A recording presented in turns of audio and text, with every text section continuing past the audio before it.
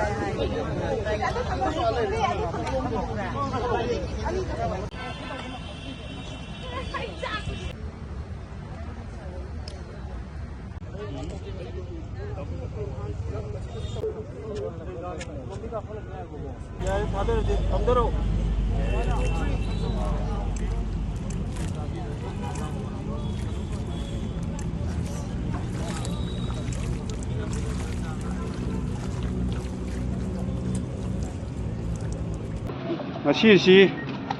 hoi dugumaba Manipur gi ngamkhai amsung apunbagi saktam ngangnabagi chouba Great June of Rising ana khangnaba adunglaba ihoduda thawaina pontha pikraba athoba thobi singdugi mafamda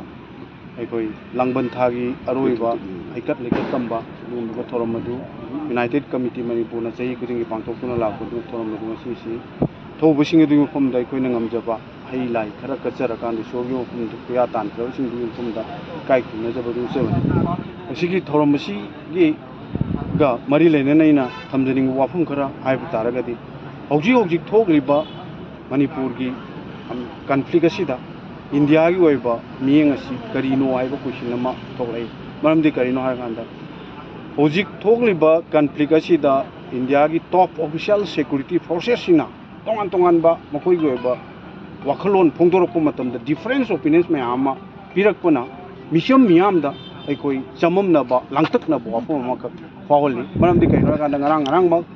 India gi anong laba chief of army staff na pigi wafamda Manipur da ekoigi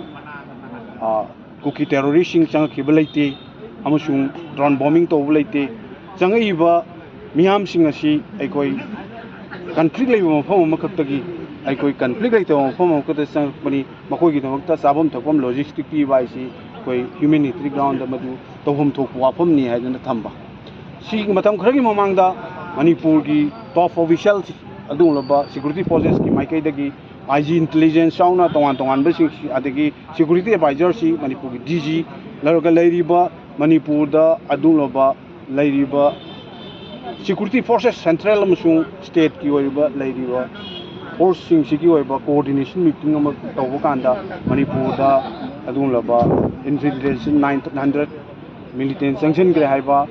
adugol rocket bombing torokpagi wafam thamakpa sophisticated oiba weapons sing sizinarpagi kui militant sing sizinare haiba drone attack tore haiba madugi kudam changjing gi kongkala kanda forensic ta thari amsung madu NIA da sinana ba tori haiba wafam mayam legre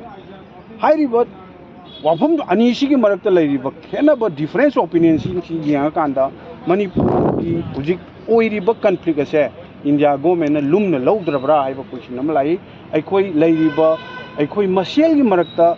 kangluk masiel gi marakta amaga marakta yengthinaraga aikoi masiel angam set sana halaga India gi adumlaba leingak sina yengaga leirabra haibagi question ma aikoi da sauna thoklai maram digano kanda leireiba difference opinions na takpadi makoi gi oiba coordination du leitana thabak torabra haibagi miyam da sinai maram di piriba difference opinions sina to sigi marakta koina thamjaningi wafam di garino harakanda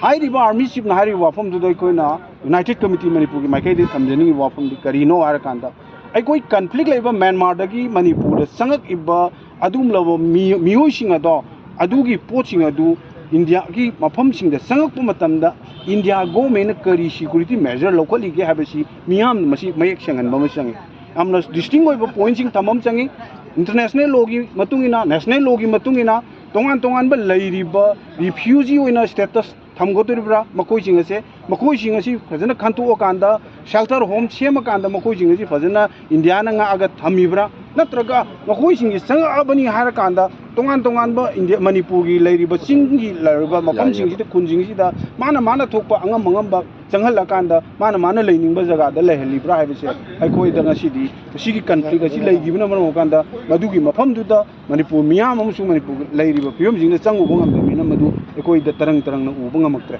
maram aduna aikoi na haijining yu wafam di conflict leiba mafam dagi conflict leita mafam da masagi security ki safe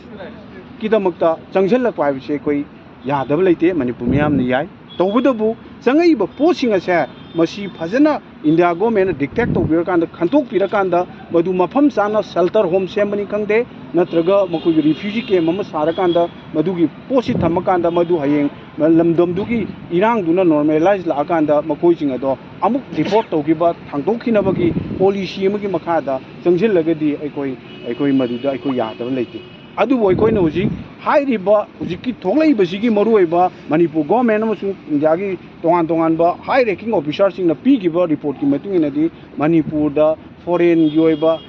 immigrant मयामा चंगजिल आकांदा मखोइसिंग अदुना मफम चादना लेचलकपा डेमोग्राफिकल imbalance अमा थोलनरो होलपा अमसुंग अखोइगी OP cultivation तौरकांदा drug की hub अमा दुगुम मणिपुर सागलकपना मरमकांदा हाइरिबा पोसी थोलकपनी हाइबगी वापम मयाम क लैरिङै मरकसिदा थोलैबा difference opinion सिंग असे मसी यामना लाइबक थीबनी हाइबसी अइना United committee Manipur माइकैदी Manipur मियाम मुचिनलगा थमजनिङे।